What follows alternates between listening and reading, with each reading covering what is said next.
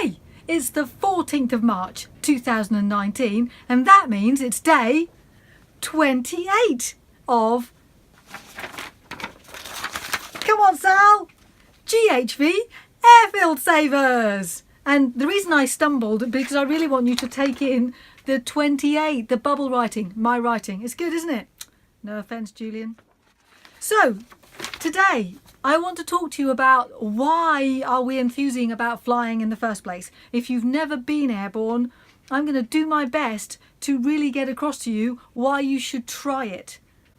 First of all, the main reason you should try it is because if you want to have a delicious meal, that old adage, it doesn't matter how much I go on about it, you can't taste it. So you need to get airborne. There are three kinds of people, in my estimation, who get airborne, which reminds me of my favourite joke ever. There are three kinds of people in the world. Those who can count and those who can't. I had to say that joke for months before I got it. I'd go around places and I'd tell this joke and a fair few people would fall apart laughing and I'd think, I don't get it. But I couldn't admit that until finally the penny dropped and I realised which one of those people I was. Back to three kinds of people who can fly, right? Or who take up flying.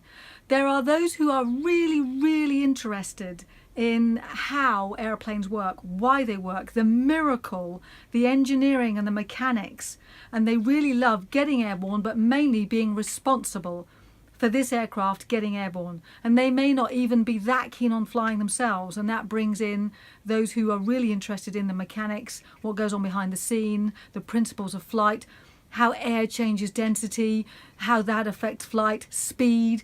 It's just awesome. I'm not one of those kinds of people, but I do appreciate them.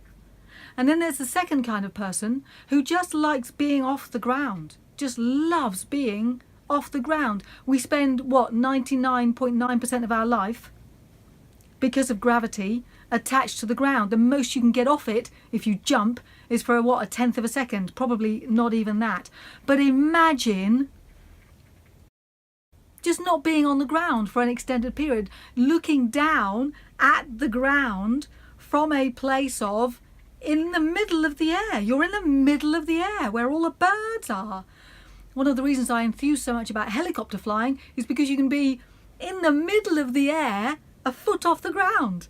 There's something miraculous about that. But also you can go places. But the real key is the sensation of looking down on the ground and you're in the middle of the air and it's safe.